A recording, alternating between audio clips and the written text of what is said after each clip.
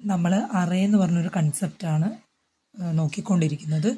അപ്പോൾ ഡാറ്റ സ്ട്രക്ചറിലുള്ള ഒരു linear data സ്ട്രക്ചറിന് എക്സാമ്പിളായിരുന്നു array എന്ന് പറയുന്നത്. അറേയിൽ ഒരുപാട് ഓപ്പറേഷൻസ് ഉണ്ട്.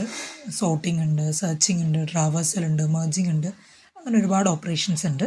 അതിൽ നമ്മളുടെ സിലബസിലുള്ള ഒരു ഓപ്പറേഷനാണ് സെർച്ചിങ്. അപ്പോൾ നമുക്ക് പേര് കേട്ടാൽ തന്നെ സെർച്ചിങ് കൊണ്ട് ഉദ്ദേശിക്കുന്നത് അറേയിൽ നിന്ന് ഒരു എലമെൻറ്റിനെ സെർച്ച് ചെയ്യുക. അതായത് ഒരു എലമെൻറ്റ് അറേയിലുണ്ടോ ഇല്ലയോ എന്ന് നോക്കുന്നൊരു പരിപാടിനെയാണ് നമ്മൾ സെർച്ചിങ് എന്ന് പറയാം. അപ്പോൾ നമുക്ക് രണ്ട് സെർച്ചിങ് ആണ് നമ്മുടെ സിലബസിലുള്ളത്.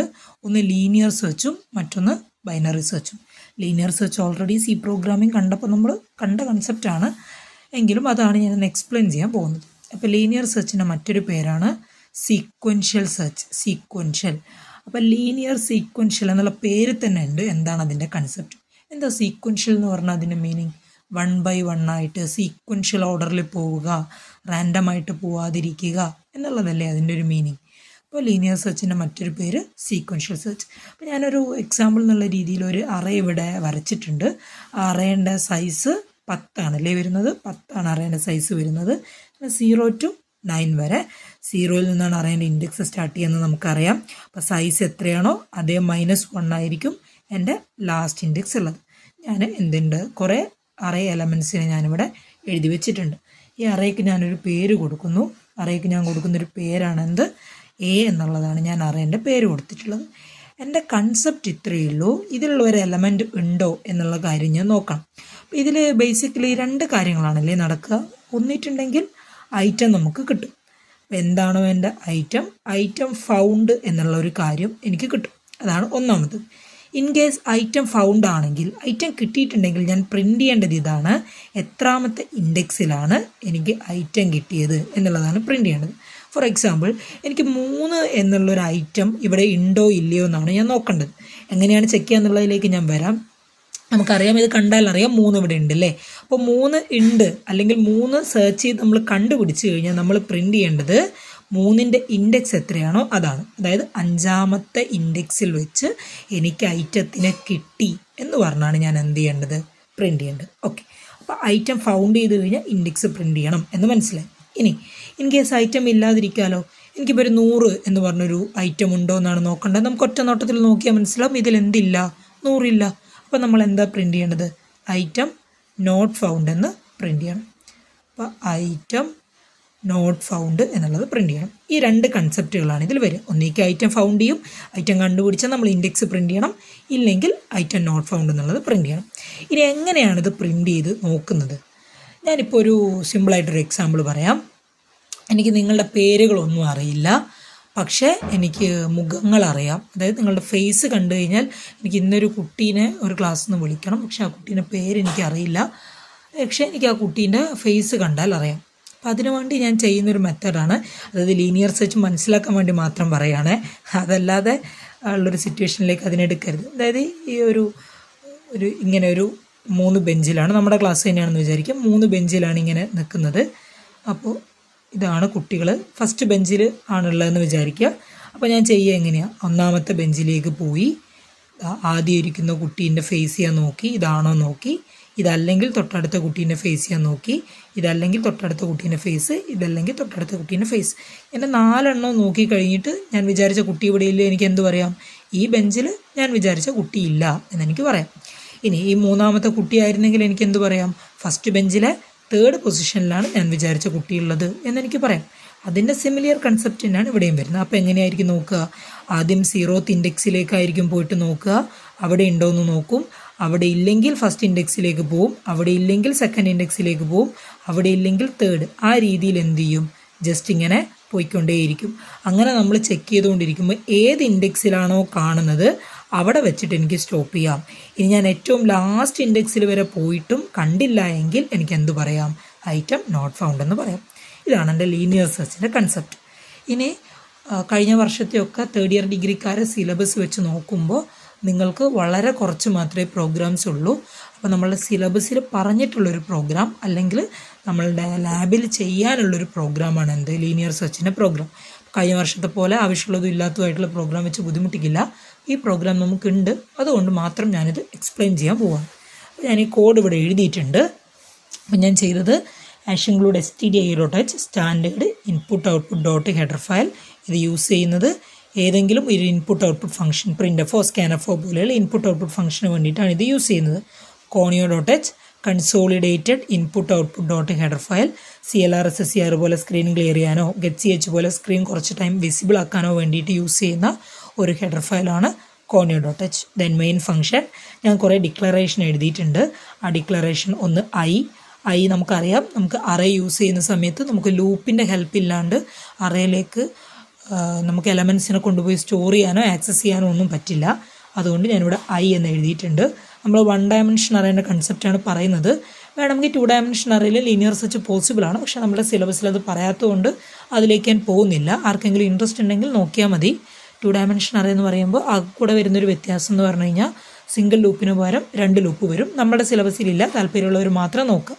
അപ്പോൾ ഐ ഞാൻ യൂസ് ചെയ്യുന്നത് ലൂപ്പിന് വേണ്ടിയിട്ടാണ്. A of 10 എന്ന് പറഞ്ഞ എൻ്റെ അറേൻ്റെ പേരാണ്. മാക്സിമം 10 എലമെൻറ്റ് 0 to 9 വരെ വരും. ഐറ്റം, കാരണം ഐറ്റം പ്രസൻ്റ് ആണോ അല്ലയോ എന്നാണ് ഞാൻ ചെക്ക് ചെയ്യുന്നത്, അതുകൊണ്ട് ഐറ്റം. ദെൻ ഞാനൊരു ഫ്ലാഗ് സെറ്റ് ചെയ്തിട്ടുണ്ട്. ഫ്ലാഗ് ഈക്വൽ ടു 0 എന്ന് പറഞ്ഞിട്ട് ഞാനിവിടെ ചെക്ക് ചെയ്തിട്ടുണ്ട്. ഓക്കെ, ഇതിൽ ഒരു ചെറിയൊരു സംഭവം എഴുതാൻ എന്നോട് വിട്ടുപോയിട്ടുണ്ട്.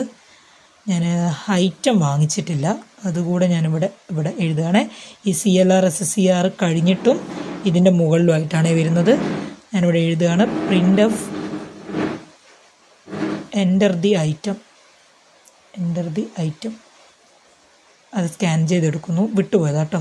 Scan of %d ampersand item എന്ന് പറഞ്ഞ് ഞാനത് സ്കാൻ ചെയ്തെടുക്കുന്നു. ഓക്കെ, അപ്പോൾ A of 10 നമുക്കിത് ഈ ഒരു എക്സാമ്പിൾ തന്നെ എടുക്കാം. അപ്പോൾ A of 10 എന്ന് പറയുമ്പോൾ 0 മുതൽ 9 വരെ അലോക്കേറ്റ് ചെയ്യും. ഈ എലമെൻറ്റ്സ് ഒന്നും എൻ്റർ ചെയ്തിട്ടില്ല. ഇനി ഐറ്റത്തിന് വേണ്ടിയിട്ട് ഞാനൊരു സ്പേസ് ഇവിടെ വെച്ചിട്ടുണ്ട്. സോ ഐറ്റത്തിന് വേണ്ടി ഒരു സ്പേസ്. ഇനി ഫ്ലാഗ് ഈക്വൽ ടു 0 സെറ്റ് ചെയ്ത് വെച്ചിട്ടുണ്ട്. അത് എന്തിനാണെന്നുള്ളത് ഞാൻ പറയാം. Flag equal to 0. ഇപ്പം ഞാൻ ആദ്യം പറയുന്നത് എൻ്റർ ദി ഐറ്റം, അതായത് ഐറ്റം എൻ്റർ ചെയ്യാനാണ് പറയുന്നത്. സപ്പോസ് ഞാൻ എൻ്റർ ചെയ്തിട്ടുള്ള ഐറ്റം 7 ആണെന്ന് വിചാരിക്കും. അപ്പോൾ 7 എന്നുള്ളത് ഇവിടെ വന്നിട്ട് സ്റ്റോർ ചെയ്യും. ഓക്കെ, ഇനി അടുത്തത് enter the array elements enter ചെയ്യാൻ പറയുന്നു. നമുക്കറിയാം ഈ ലൂപ്പ് വെച്ചിട്ട് അറേ എലമെൻറ്റ്സ് എൻ്റർ ചെയ്യും. ഞാൻ ഓരോന്നോരോന്നായിട്ട് അത് കാണിക്കുന്നില്ല, അത് കാണിച്ചാൽ വീഡിയോ ഭയങ്കര ലെങ്ത് ആയിട്ട് പോകും. അപ്പോൾ സപ്പോസ് എൻ്റർ ചെയ്തത് ഈ നമ്പറാണ് 8077 1872 3 2429 എന്നുള്ള നമ്പറാണ് എൻ്റർ ചെയ്തിട്ടുള്ളത്. ആ നമ്പർ എന്ത് ചെയ്യുന്നു, എന്ന് പറയുന്ന അറേയിൽ പോയിട്ട് സ്റ്റോർ ചെയ്ത് കിടക്കുന്നു. ഓക്കെ, അപ്പോൾ നമുക്ക് എന്ത് കിട്ടി? നമുക്ക് സെർച്ച് ചെയ്യേണ്ട ഐറ്റവും കിട്ടി, നമുക്ക് ഇവിടെ അറേ എലമെൻറ്റ്സും നമുക്ക് കിട്ടിയിട്ടുണ്ട്. ഇനി നമ്മൾ എന്ത് ചെയ്താൽ മതി? ജസ്റ്റ് ഒന്ന് സെർച്ച് ചെയ്ത് കൊടുത്താൽ മതി. ആ സെർച്ച് ചെയ്യുന്നതിൻ്റെ കോഡാണ് ഞാനിവിടെ എഴുതിയിട്ടുള്ളത്. സെർച്ച് എവിടെ നിന്നോട്ട് എവിടം വരെ എഴുതണം എന്നാണ് ഞാൻ പറഞ്ഞത്. എവിടെ നിന്നാണോ അറേ സ്റ്റാർട്ട് ചെയ്യുന്നത് അവിടെ മുതൽ എവിടെയാണോ അറേ എൻഡ് ചെയ്യുന്നത് അവിടം വരെ ഞാൻ എന്ത് ചെയ്യണം? സെർച്ച് ചെയ്തുകൊണ്ടേയിരിക്കണം. സോ അതിൻ്റെ ലൂപ്പാണ് ഞാൻ എഴുതിയിട്ടുള്ളത്. 0th ഇൻഡെക്സിൽ തുടങ്ങി ലാസ്റ്റ് ഇൻഡെക്സ് വരെ. ലാസ്റ്റ് ലെസ് ദാൻ ഇട്ടതിൻ്റെ കാരണം 0 to 9 ഉണ്ടാവുള്ളൂ, അതുകൊണ്ടാണ് ലെസ് ദാൻ ഇട്ടത്. ഇനി അങ്ങനെ അല്ലെങ്കിൽ I less than or equal to 9 എന്ന് നമുക്ക് വേണമെങ്കിൽ ഇടാം. A of I double equal to item. അപ്പോൾ ആദ്യം ഐയുടെ വാല്യൂ 0 ആയിട്ട് മാറി, S0 ആയിട്ട് മാറി. അപ്പോൾ ഞാൻ നോക്കുന്നത് A of I double equal to item ആണോ? A of I എന്ന് പറഞ്ഞാൽ A of Iയിലുള്ളത് 8 ആണ്. അപ്പോൾ ഞാൻ ആദ്യം നോക്കുന്നത് 8 double equal to ഐറ്റം 7 ആയിരുന്നു. 8 double equal to 7 ആണോ നോക്കി. ആണോ? അല്ല. എൻ്റെ കണ്ടീഷൻ തെറ്റല്ലേ? അപ്പോൾ എനിക്ക് എന്ത് ചെയ്യാൻ പറ്റില്ല? ഒരിക്കലും എന്നെ ഇതിൻ്റെ ഉള്ളിലേക്ക് കടത്തിവിടില്ല. ഞാൻ നേരെ എന്ത് ചെയ്യണം? എൻ്റെ ഐയുടെ വാല്യൂ ഒന്ന് ഇൻക്രിമെൻ്റ് ചെയ്യണം. അങ്ങനെ ഐയുടെ വാല്യൂ ഇൻക്രിമെൻ്റ് ചെയ്ത് ഞാൻ എത്രയാക്കി മാറ്റി? 1 ആക്കി മാറ്റി. അഗെയിൻ ഞാൻ നോക്കുകയാണ് A of 1 എന്ന് പറഞ്ഞാൽ 0 ആണ്. 0 double equal to 7 ആണോ നോക്കി. ആണോ? അല്ല അല്ലേ? അല്ലാത്ത സ്ഥിതിക്ക് ഇതും എന്ത് ചെയ്യാൻ പറ്റില്ല, എനിക്ക് ഉള്ളിലേക്ക് കയറാൻ പറ്റില്ല. ഞാൻ ഐയുടെ വാല്യൂ എന്ത് ചെയ്യും? ഒന്ന് കൂട്ടും. ഐയുടെ വാല്യൂ ഒന്ന് കൂട്ടി 2 ആക്കി മാറ്റും. ഇനി ഞാൻ നോക്കുകയാണ് A of 2 ഉള്ളത് 7 ആണ്. 7 double equal to 7 ആണോ നോക്കി. യെസ് ആണല്ലേ? ഈ കണ്ടീഷൻ ട്രൂ ആണ്. കണ്ടീഷൻ ട്രൂ ആണെങ്കിൽ എന്നെ എന്ത് ചെയ്യും? ഇതിൻ്റെ ഉള്ളിലേക്ക് കടത്തിവിടും. അവിടെ എന്താ ഉള്ളത്? A of I ഇതിൻ്റെ ഉള്ളിലേക്ക്, ഇവിടെയാണ് ഞാൻ ചെക്ക് ചെയ്യുന്നത്, സോറി കേട്ടോ. ഇതിൻ്റെ ഉള്ളിലേക്ക് ഞാൻ കടത്തിവിടൂ. അവിടെ എന്താ ഉള്ളത്? Element found at index %d. അപ്പോൾ എന്താ ഔട്ട്പുട്ടിൽ വരിക? Element found at index %d എന്ന് അങ്ങനെ തന്നെ വരികയാണോ ചെയ്യുക? അല്ല അല്ലേ? കോമ ഇട്ടിട്ട് എന്താണോ വരുന്നത് അതിൻ്റെ വാല്യൂ വെച്ച് റീപ്ലേസ് ചെയ്യും അല്ലേ? അപ്പോൾ അപ്പോൾ അതിൽ ഇപ്പോൾ ഉള്ള വാല്യൂ 2 ആണ്. അപ്പോൾ 2 വെച്ചിട്ട് ഞാൻ എന്ത് ചെയ്തു, റീപ്ലേസ് ചെയ്തു. Element found at index 2. അപ്പോൾ ഇൻഡെക്സ് ടൂല് വെച്ചിട്ടാണ് ഞാൻ എന്ത് ചെയ്തിട്ടുള്ളത്, എലമെൻറ്റിനെ ഫൗണ്ട് ചെയ്തിട്ടുള്ളത് എന്നെനിക്ക് മനസ്സിലാവും. ഇതായിരിക്കും എൻ്റെ ഔട്ട്പുട്ട്. ഓക്കെ, ഇനി ഈ ഔട്ട്പുട്ട് ചെയ്യുന്നതിൻ്റെ കൂടെ തന്നെ ഞാനിവിടെ എന്തും കൂടി എഴുതുന്നുണ്ട്, ഫ്ലാഗ് ഈക്വൽ ടു 1 ആക്കി മാറ്റുന്നുണ്ട്. അപ്പോൾ ഫ്ലാഗ് ഈക്വൽ ടു 0 ഞാൻ സെറ്റ് ചെയ്തിട്ടുണ്ടായിരുന്നു. അത് മാറ്റിയിട്ട് ഞാൻ എന്താക്കി മാറ്റി, 1 ആക്കി സെറ്റ് ചെയ്തു. ഞാൻ ബ്രേക്ക് ചെയ്തിട്ടില്ല എന്താ സംഭവിക്കുക, എനിക്ക് ഓൾറെഡി എന്ത് കിട്ടിയിട്ടുണ്ട്, എലമെൻറ്റ് കിട്ടിയിട്ടും വീണ്ടും എന്ത് ചെയ്തുകൊണ്ടേയിരിക്കും, ചെക്ക് ചെയ്തുകൊണ്ടേയിരിക്കും. അങ്ങനെ ചെക്ക് ചെയ്യേണ്ട ആവശ്യം എനിക്കില്ല. അതുകൊണ്ട് ഞാനിവിടെ എന്ത് കൊടുത്തു, ബ്രേക്ക് എന്ന് ഞാൻ കൊടുത്തു. ഓക്കെ, ഇനി ഇവിടുന്ന് പുറത്തേക്ക് വന്നു. ഈ ഫ്ലാഗ് ഡബ്ല്യു ഈക്വൽ ടു 0, ഫ്ലാഗിലുള്ളത് 0 തന്നെയാണെങ്കിൽ ഞാൻ എന്ത് പ്രിൻ്റ് ചെയ്യണം, ഐറ്റം നോട്ട് ഫൗണ്ട് എന്ന് പ്രിൻ്റ് ചെയ്യണം. ഇപ്പോൾ ഫ്ലാഗിലുള്ളത് 0 ആണോ, അല്ല 1 ആണ്. എന്താ ഫ്ലാഗിൻ്റെ കൺസെപ്റ്റ്? ഇപ്പോൾ ഇവിടെ നോക്കിയേ, ഫ്ലാഗ് ഞാൻ ആദ്യം 0 സെറ്റ് ചെയ്തിരുന്നു, അത് ഞാൻ 1 ആക്കി മാറ്റി. എപ്പോഴാണ് 1 ആക്കി മാറ്റിയത്, ഐറ്റം ഫൗണ്ട് ചെയ്തപ്പോഴാണ് ഞാൻ 1 ആക്കി മാറ്റിയത്. ഈ ഒരു സെനാരിയോ ആലോചിച്ച് നോക്കുക. 100 എന്ന് പറഞ്ഞൊരു നമ്പർ ഇതിലില്ലല്ലോ. അപ്പോൾ ഞാൻ ആദ്യം എന്ത് ചെയ്യും, 0 മുതൽ 9 വരെ ചെക്ക് ചെയ്തുകൊണ്ടേയിരിക്കും. 0 മുതൽ 9 വരെ ചെക്ക് ചെയ്തിട്ടും എനിക്ക് എന്ത് കിട്ടില്ല, 100 എന്ന് പറഞ്ഞൊരു നമ്പർ കിട്ടില്ല. 100 എന്ന് പറഞ്ഞ നമ്പർ കിട്ടില്ല എന്ന് പറഞ്ഞാൽ അതിൻ്റെ മീനിങ് ആദ്യം ഐയുടെ വാല്യൂ 0 ആയി, 0 ലെസ് ദാൻ 10 ആണോ നോക്കി, എനിക്ക് ഐറ്റം ഫൗണ്ട് എന്ന് കിട്ടിയില്ല. ഐ ഈക്വൽ ടു 1 ആയി, ലെസ് ദാൻ 10 ആണോ നോക്കി, ഐറ്റം ഫൗണ്ട് എന്ന് കിട്ടിയില്ല. അങ്ങനെ വന്ന് ഞാൻ ഐ ഈക്വൽ ടു 9 എന്ന് നോക്കി, അത് ലെസ് ദാൻ 10 ആണ്.